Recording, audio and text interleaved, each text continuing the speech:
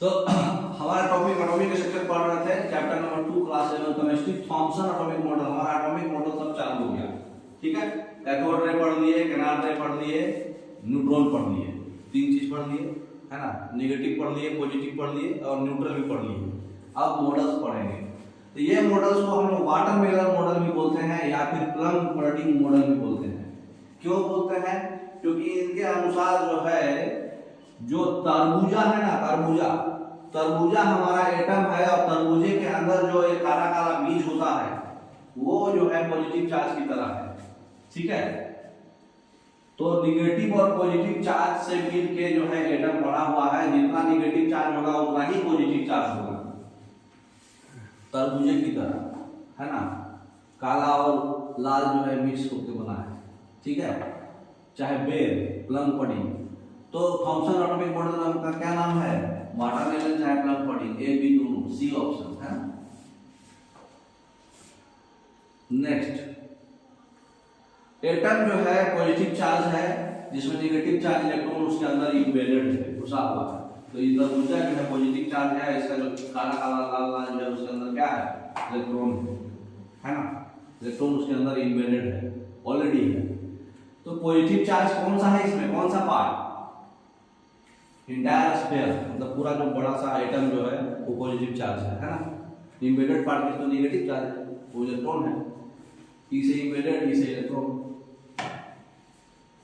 तो पहला क्वेश्चन है कि Thomson model is known as raisin pudding model, और रीजन दिया गया है कि atom is visualized as a pudding of positive charge with electron embedded in it.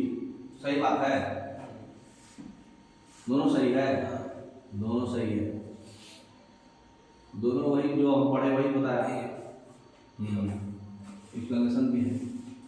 Thompson का एटॉमिक मॉडल में बोला गया है कि पॉजिटिव और नेगेटिव चार्ज जो होता है इक्वल होगा हमेशा, जितना पॉजिटिव उतना ही नेगेटिव, ताकि वो न्यूट्रल होगा। Atom as a whole neutral है, ठीक है।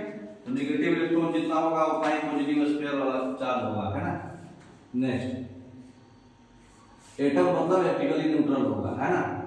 नेक्स्ट, तो why the amount of positive और नेगेटिव चार्ज इक्वल होगा मॉडल में? क्यों इक्वल होगा? ताकि इलेक्ट्रिकली न्यूट्रल बनाना है, तो मेंटेन इलेक्ट्रिकल न्यूट्रलिटी, मतलब न्यूट्रल होना चाहिए ना वो। जितना पॉजिटिव उतना नेगेटिव, न्यूट्रल रहता, हंगामा नहीं करेगा वो, आपस में अपना रहेगा। अब थॉमसन एटॉमिक मॉडल का डिमेरिट क्या है बताइए?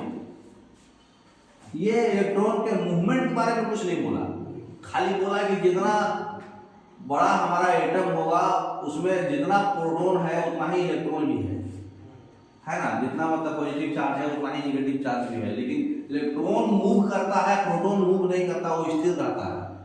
प्रोटॉन क्या होता है? स्थिर पड़ा रहता है, लेकिन इलेक्ट्रॉन क्या करता है? उसके चारों ओर घूमते रहता है। ये एक बात नहीं बताया था, ये बाद में पता चला। तो थॉमसन साहब का ये डिमेरिट है, बी ऑप्शन, है ना। न्यूट्रल के बारे में ठीक बताए, वो डिमेरिट बताए, ठीक है।